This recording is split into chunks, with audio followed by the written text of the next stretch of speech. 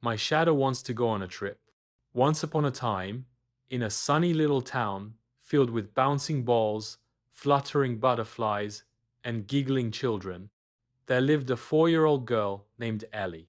Ellie had big, curious eyes, chubby little cheeks, and a mop of bouncy curls that bounced even when she tiptoed. But the most important thing about Ellie wasn't her eyes or her curls, it was her shadow. Yes, her very own shadow always following her around like a best friend. It never needed to be fed, it never argued, and it always knew exactly where to stand. Good morning, Shadow. Ellie would say each day as she jumped out of bed and stood by the window. The golden sunlight poured in, and poof, there was her shadow, stretching on the floor, still a bit sleepy. Ready for another day of play? Ellie would ask. Her shadow didn't talk, of course, but it always wiggled, just like she did, like it was saying, "Yes, let's go." They danced in the garden. They hopped over sidewalk cracks. They played Follow the Leader, and Shadow always won. Ellie loved her shadow. But one morning, something very odd happened. It was a rainy day, the clouds were thick and grey, and no sun could peek through. Ellie stood by the window, frowning. Where's my shadow? She asked. She turned on the light in her room. No shadow on the floor. She waved her arms, spun in a circle, and even did a little hop, hop, hop. But no shadow came. Shadow? Are you hiding? She called softly. Then, just as the clouds parted for one tiny moment, a sliver of sunlight came in, and there it was. A small, wobbly shadow at her feet. But something was different. Shadow didn't stretch up or wave back. Instead, it pointed toward the window. It pointed out to the world, and then it gave her a tiny, wiggly wave goodbye. Wait, where are you going? Ellie cried. She pressed her nose against the glass, and, like a whisper in the wind, her shadow disappeared out the window and into the world. My shadow wants to go on a trip. Ellie whispered, wide-eyed. She clutched her bunny backpack and nodded. Well, if Shadow's going on an adventure, I'm going too. She packed her backpack with very important things. A flashlight, in case Shadow hid. A banana, in case she got hungry. Her sparkly journal, to draw things she saw. And her toy duck, Mr. Quackers, because he was very brave. Let's go find Shadow. She told Mr. Quackers. Ellie tiptoed into the backyard, even though raindrops were still plopping from the sky. Shadow, are you hiding under the tree? She called.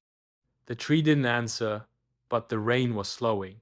The clouds began to drift like sleepy pillows, and just then a golden beam of sun slipped through. Poof! Her shadow popped out again, right beside her feet. Shadow? She squealed in delight. But Shadow didn't stop. It pointed toward the hill behind her house. Oh, you want to go up there? Ellie said, panting as she climbed the little grassy slope. Shadow danced beside her, growing long and tall in the afternoon sun. At the top, the world looked huge.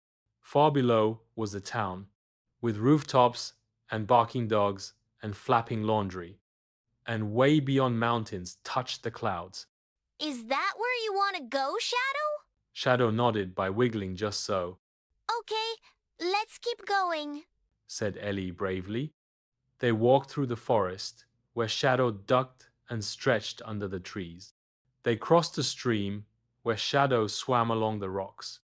They tiptoed past a bunny family. Shadow didn't scare them, and found a log just right for resting.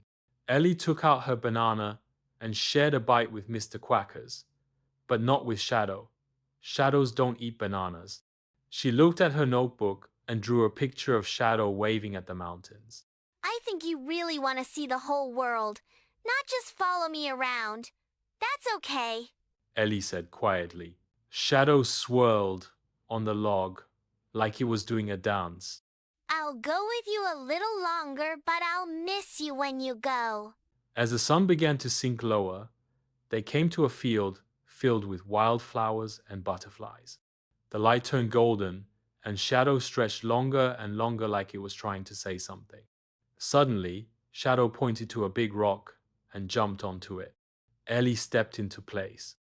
Her shadow stood tall on the rock. Together, they looked at the sky. It was the perfect time for saying goodbye. You're ready to go now, aren't you? Ellie asked. Shadow gave one last big stretch. Then, slowly, it waved. It shimmered, sparkled in the evening, light and drifted away like smoke in the wind. Ellie sat quietly for a long time. She missed her shadow already. She missed the way it danced behind her, the way it played games, the way it copied every hop and skip. Maybe shadows need adventures too. She said softly to Mr. Quackers. The stars blinked one by one in the sky, and the world turned purple and blue. It was time to go home. The next morning, Ellie woke up to sunshine on her face. She stood by her window, just like always, and looked down. And there it was. Shadow. Back again. Shadow! You came back! She squealed, spinning in place. Shadow spun too, just like her. You went on a trip, didn't you? Did you see the mountains? Did you meet moon shadows? Were they nice? Shadow didn't say a word, of course, but it twirled in the sun, happy and free. From that day on, Ellie knew one important thing. Even shadows need space to explore, just like people do. But the best part? They always come back when the sun rises. And every morning after that, Ellie said, Good morning, Shadow. Let's go play.